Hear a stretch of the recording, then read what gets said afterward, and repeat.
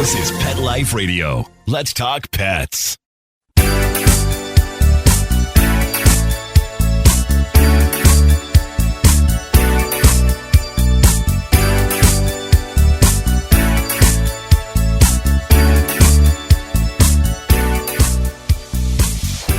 Hello, you're listening to Animal Party on Pet Life Radio with me, Deborah Wolfe. Good morning, everybody. Good afternoon. Today, I don't know what to make of American politics, quite honestly, sitting here in Canada. I cannot imagine anyone running for office in Canada and writing a book and boasting about how that person killed their dog and then also a goat. It just makes no sense to me. And I read the passages and I went and looked it all up, and I've just been, the only thing I can come up with is that Kristi Noem wants to seem tough. I think that's what it is. She wants to seem like a woman who will do what it takes, whatever that might be. But she's off on the wrong task. That's the whole problem with this, and shows no humanity. And her description of this dog, Cricket, the German pointer who was still an adolescent dog, puppy, and hadn't been trained and got overly excited and ruined a hunt. Well, yeah, that's what an untrained dog will do on a hunt.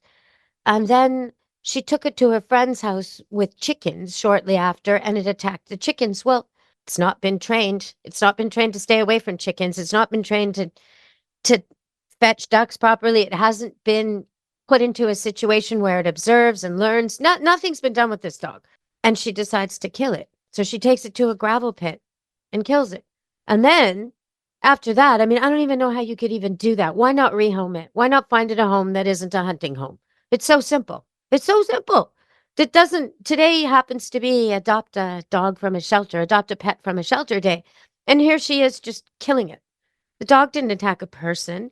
It didn't do anything that made it unfit for society. It's just not fit for a hunting dog. So the dog won't hunt. You don't kill it. You give it away or sell it.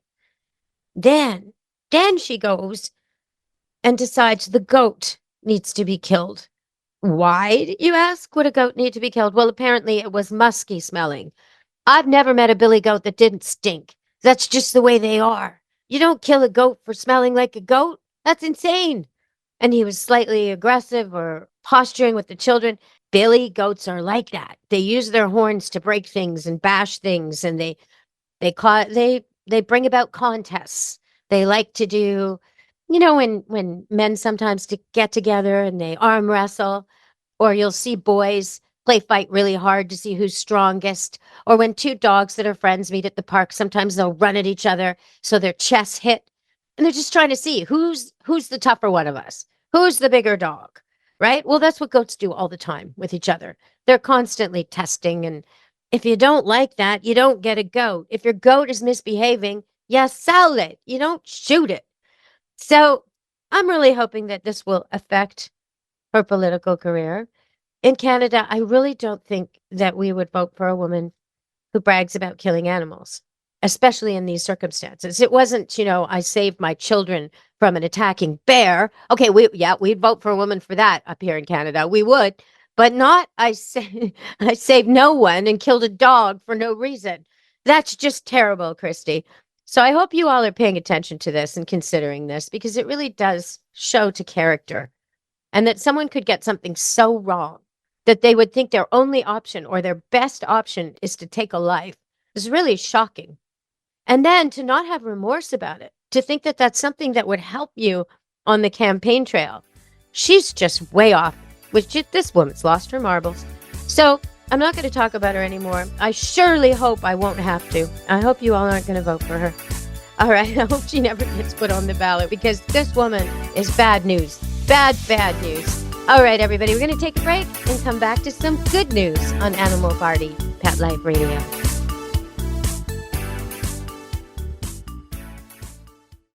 Take a bite out of your competition. Advertise your business with an ad in Pet Life Radio podcasts and radio shows. There is no other pet-related media that is as large and reaches more pet parents and pet lovers than Pet Life Radio.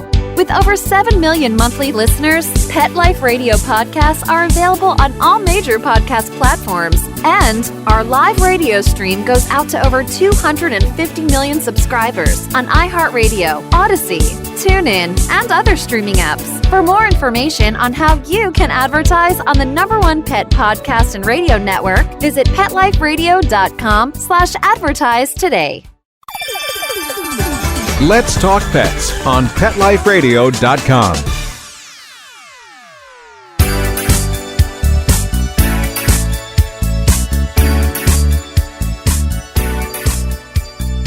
Hello, we're back on Animal Party on Pet Life Radio.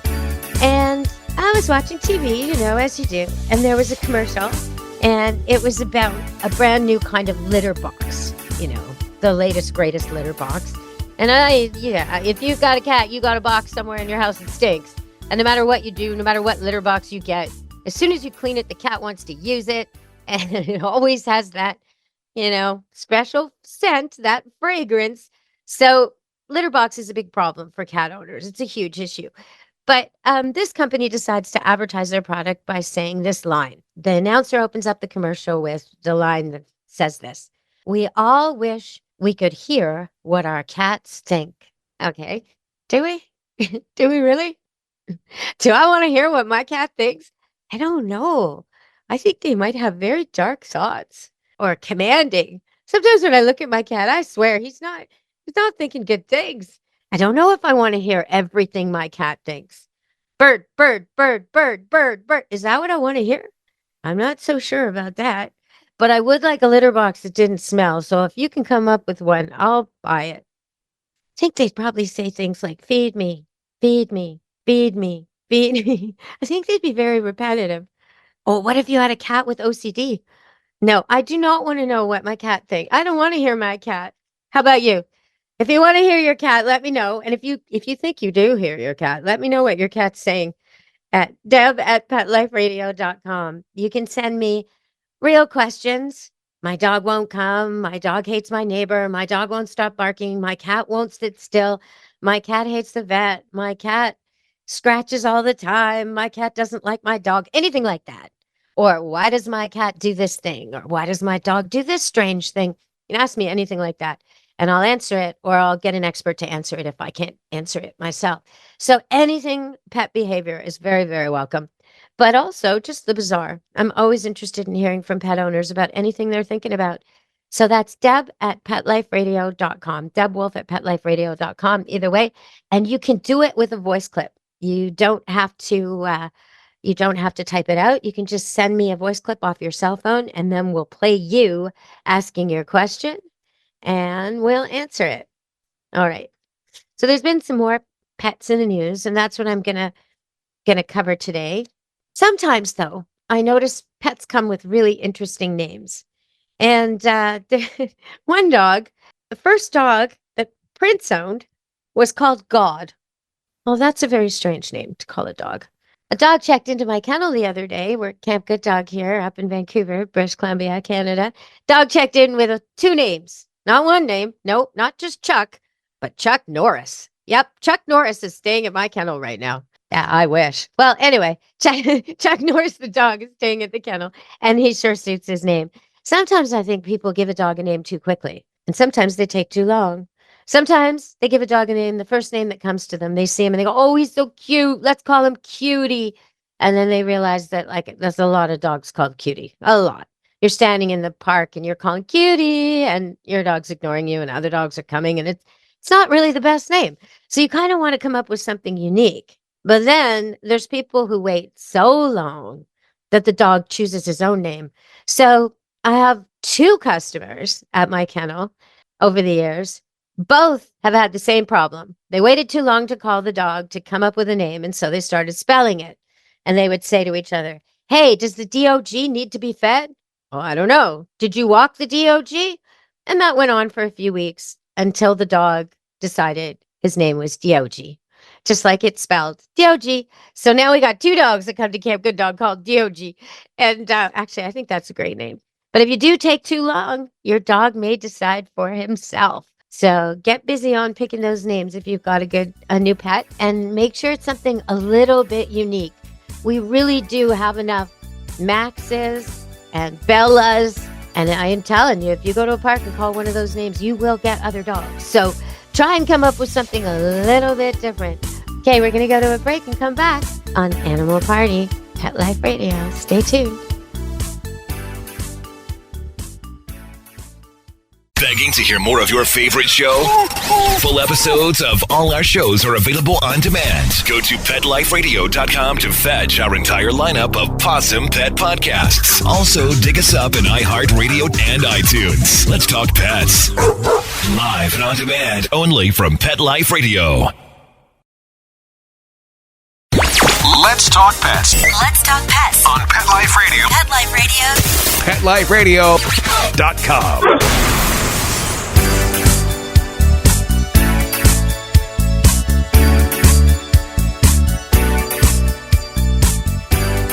Hello, we're back on Animal Party, Pet Life Radio, and I'm about to tell you about a story that's a little bit complicated and kind of interesting. So, 2 dogs from a nearby property attacked and killed a woman near me in an area called Pitt Meadows, just a suburb area of Vancouver, in 2021. But the interesting part is, at first it was blamed on a bear, but then someone else was hurt in the same area. Suspiciously, people really did think it was a certain couple of dogs. So what happened is DNA samples were taken from the dogs following the second death of someone on a neighboring property. And because there were fatal traumatic injuries, mostly to the arms and the legs of the person, it was consistent with a dog attack or coyote attack or wolf attack. But the authorities, the conservation officers, initially did think it was a black bear. However, now they've taken the DNA analysis of hair and saliva samples, and they figured out that it was the dogs. So it took 2 years, and the people are in trouble because they denied having a dangerous dog, and it manifested a propensity to cause harm to others, was not taken under control, and they did nothing about it. So that's good. But I find it just fascinating that DNA can be used this way. And both the dogs were euthanized in January 2023. So 2 years after they killed the first person and then killed another person. And this idea that your dog has a propensity, it's quite a confusing, how do you know your dog? The first time a dog bites, nobody expects it, right? Everyone says, oh my God, he's never done that before. Well, of course not. There's going to be a first time. But should you have expected it? Was he growling? Was he resource guarding? Was he not liking people going near his bowl or his favorite sofa or his toys? Was he not moving off the couch when you wanted the couch? Was he insisting on holding his ground in certain ways? All these are signs that, you go to grab his collar and he looks at you like, don't do it. Okay, those are all signs that a dog is not accepting your authority, not comfortable with your relationship, and likely to make a power play, which is going to be with his mouth. So if you've got a dog who's behaving this way, you need to train him. If you've got a dog who drags you around the neighborhood, stop it. Every time you let that dog do that, he's reestablishing his control over you. And it doesn't matter if he's a Min Pin or a Great Dane. If he's a Min Pin and the leash breaks, he's going to just go. Maybe he'll get hit by a car. Maybe he'll attack some giant dog and get in trouble. Who knows what he'll do if he's untrained? He really needs your help learning how to behave properly, successfully, peacefully with other animals and people in life. And that all starts with the leash. If your dog isn't behaving on a leash, he's not going to behave off a leash. Now, I get flack on that. I get people coming here and saying to me, oh, well, he's only aggressive when he's on a leash. Yeah, okay, sure. Yeah, when he's on a leash, he feels less able to run away, less able to take charge of the situation, more dependent on you. And a dog who has real issues might be more aggressive on leash, but that doesn't mean you let him go and hope for the best, which is exactly what people do. They let him go and they hope for the best, and then they start calling out to people approaching, is your dog friendly? Or they'll even ask you the gender of your dog. Is your dog a female? Because they've got a female who hates females or a male who hates males. No, people, you can't be doing that. If your dog isn't perfectly well behaved and peaceful with others, then he needs to be on a leash all the time. And if he's horrible on leash, pay for a training lesson. It will take one lesson That's it. In fact, it takes minutes to get a dog to heel. So if you're out there listening and maybe your dog isn't aggressive, but he's pulling you around, maybe he's a breed that likes to pull. There's a few of them out there. Huskies, German Shepherds, Dalmatians. If you let them, they'll walk lead. They'll walk in the lead and pull you, drag you. They will set the pace. They will try to determine the course. They will be the leader of the walk. But that's not ideal. You definitely not. So what you want to do right away, you start your walk, the first few steps.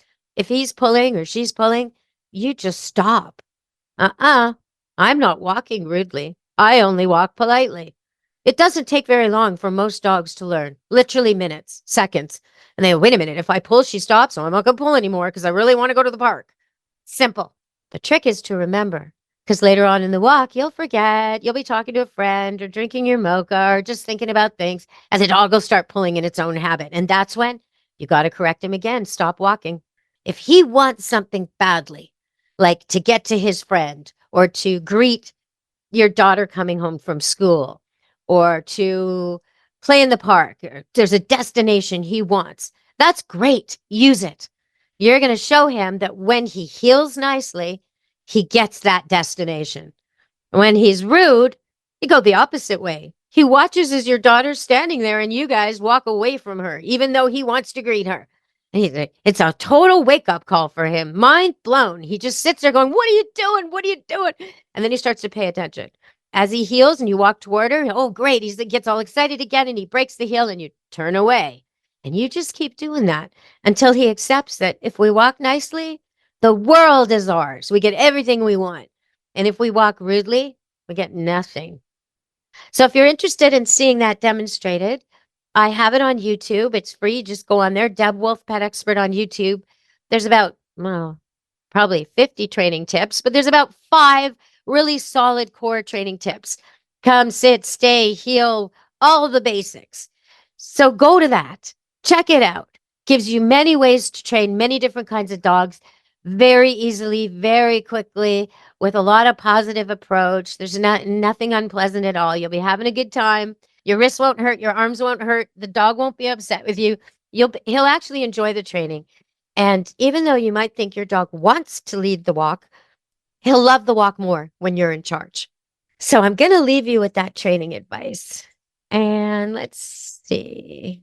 Wanted to talk a little bit more about the day today because it is Adopt a Dog or Cat from a Shelter Day. And I think that should be every day. So it doesn't matter that the show will be airing different times for different people. That's okay, because every day should be Adopt a Dog or Cat from a Shelter Day. The dogs and the cats in the shelters are incredible animals. There's every kind of dog or cat there, and you can find the match for you. Someone else rejected this animal, but that doesn't mean it's not a good animal. They may have rejected it because they became allergic, or someone in their family got ill, or someone lost their job, or someone lost their residence. It could be something like that. The kid moved out that owned the dog, anything like that. It's not necessarily the dog that caused the problem or the cat. In fact, it's likely they didn't. A lot of times cats are sent there just because they don't get the litter box right. And a lot of times that's because the humans didn't set it up right. Simple as that. You set it up right, you'll have a good cat. So when you go to a shelter, you want to make sure you spend time with the animal. It's really easy to fall in love with a picture or a cute spot or bright blue eyes or something strange about a dog or a cat and then go home with the wrong pet, you know? So you want to make sure it's a pet. If you can take it for a walk, take it for a walk. Take the dog for some time. And toward the end, say they give you 20 minutes. They say you can take it for a 20-minute walk. If at 15, you're already eager to go back, that's not the dog for you. Just take it back and try another one. Try another day. Try another place. But if at 15 minutes, you can't bear the thought of taking that dog back, like you just hate that you can't believe it's already been 15 minutes and you wish that there would be another hour. All right, now you're on the right track. Now you've got a dog you can work with. And hopefully on that walk, you tried to see if you could get it to sit, if you could teach it something, maybe a new trick, if you could get it to take a treat from you gently, if you could heel by other dogs, if you could get it, even though it's on a leash, calling it with the word come and seeing its response, trying different things, just seeing if you have a connection with this dog and if you're going to enjoy working with it. So that's really key. I also think that there's some great advantages to the internet now. So in Canada anyway, if you wanted a dog from an SPCA, you could look on a list of all the dogs in all the SPCAs of your province and be able to find one. So let's just say I love Rottweilers. Rottweilers are my breed and I want to rescue one. That's how I do it. I just look up Rottweiler and I'll find all the Rottweilers in my area that are in shelters and be able to look at pictures of them. I might be able to phone and talk about them. I might be able to, if I'm very serious about a particular dog, they'll ship it to my local SPCA so I can meet it. So there's a lot of advantages to doing this as opposed to going to a breeder and getting a puppy that's very young and needs to be taught absolutely everything. Can't be left alone at night, can't be left alone during the day when you go to work, needs people to visit on it, needs a lot more, right? Like a baby, like any baby, needs more of your time and attention. So getting a dog at a shelter, somebody else already put in that work. They already know not to go to the bathroom in the house, and they already know basic rules of life. So now you just get to build on that. And oftentimes you're getting a dog who's had it real good, lost it all, and is waiting for that opportunity. So when you adopt him, it's not that he won't bond with you, he'll bond with you and then some. There's gratitude in that. He knows what he lost and he knows what he got back. He knows where he's been. He's really, really aware of it all. And the sun basically rises and sets on your head. You are the savior for that dog. That's how it goes. And he'll be giving back to you every day. It's a completely different relationship than a silver spoon puppy that you adopt, which is also a wonderful relationship. I have dogs. I have a blue heeler that I rescued who's now quite elderly. And I have some other dogs, a couple that were born here, Doodle and a Poodle that were born here. And it's not that the relationships are better or less. It's just different. It's just different. That blue heeler watches my back. That blue heeler, his whole life is about me. And partly that's his breed because he's a shepherd and he wants to bond with the human shepherd. Partly that's the breed, but a lot of it's the rescue. He's just so grateful for everything I've given him. And you won't get that from a puppy that never had a hungry day or a noisy night in a shelter. A puppy that's been raised with love and goodness every day of its life doesn't know that there's anything else. So it's a little bit of a different relationship, and it's definitely something to consider. All right, everybody. We're almost done with the time today. It went so fast. Okay, I'm going to throw in one more tip. So for the people out there with cats that kill things, cats that kill things. This is like that politician killing her dog because it chased dogs or it chased ducks or chickens or turkeys. You know, cats are meant to kill things. They're little predators. They're also prey. They're so small. They're prey to so many animals, but they're also predators. They're carnivores and they like to hunt. They want to hunt. They hunt rodents primarily, which in our society now that we're so plagued by rodents is a good thing. But they also hunt birds, which is not a good thing because the birds are suffering from all our light pollution and different climate changes and fires, and the birds need our help. And ideally, your cats would be catching mice and not birds. So how do you arrange that? Well, one easy way is to bell your cat. You've seen those little bells? You put a collar on your cat, you put a bell on the collar, and then when he gets close to a bird, the bird hears the bell and flies away. So that's one real easy way. Unfortunately, there's the odd cat, and I will say it's quite rare, but I've seen it more than once now, who's smart enough to put the bell in his mouth just before he pounces and then let the bell go so the bird doesn't have much warning at all. So that's, if your cat's one of those, you're going to have problems with this, but that's really, really a rare cat. Most of them don't figure it out. And with a little bit of a knot or a bump in the collar, you can make it so the bell doesn't slip around to the front where the cat can grab it. So the bell's on the back all the time. You can do that. You can MacGyver it a little bit. So the bell is a really good option. Another really good option, if you're going to let your cats outside, is to have the kind of cat doors that have a little switch in them so they can be open both ways or closed both ways or open one way and closed another. And the reason that's so good is because in the morning, I have these kind of cat doors. I get up and I open them. So now my cats can go out all day, do their thing. Around 4 or 5 o'clock, now this time of year a little later, around 6 or 7, as it's starting to maybe get toward dusk, I set it so once they come in, they can't go back out again. They have to come in and stay in. Now, that's good for me because it's good for the cat's safety. It means they're not out at night when coyotes are out and all the things that would prey on them when there's less traffic and there's more predators. They're not out. So that's a good thing. But it also means they're not out for that pre-dawn. That's when it used to happen. They get the baby birds in their nests right in the early, early morning. So if your cats are still inside sleeping on your bed and they don't get let out till 8 or 9 o'clock, they're not going to get those birds. Everything's changed. And one of the best side effects of this is you don't get little critters left dead in your house. They're not being brought back anymore. So I made this change recently. I had these kind of cat doors for years, and then the switches broke, and I didn't realize how important the switches were. I was letting my cats just come and go whenever they wanted. And then recently I replaced them with new cat doors. I just ordered off Amazon. It was really easy to install and just took the old one out, put the new one in. And so now they're forced to be inside all night long. And it's just changed dramatically. I haven't had a bird killed since, not one, since I switched the cat doors over. And it used to be often. I hate to say it, but it was too often. And now, no birds, no dead birds at all. So I highly recommend switching your cat doors to the kind where you can close your cats in at night. And if you're listening to this and you're saying, oh, that's terrible advice, cats should be kept inside all the time, I do realize that that's the modern thinking among most of the cat experts. Most people believe cats should always be inside all the time now. It is true that a cat's lifespan is shorter if it's allowed outdoor time, that it could get hit by a car, could get hurt by other cats or by predators. But quality of life is also something to consider. And so if you are confining your cat all the time to an indoor life, you might want to consider some of the patio furniture or creating an enclosed patio, because they really weren't meant to be like space creatures in spaceships always inside.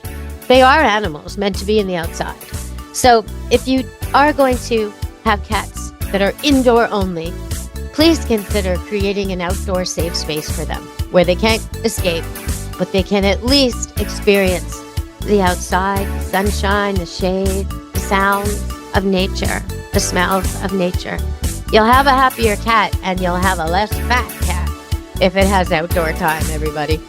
Okay, we've run out of time on Animal Party Pet Life Radio. From me and from the station, be good to your animals. Let's Talk Pets, every week on demand, only on PetLifeRadio.com.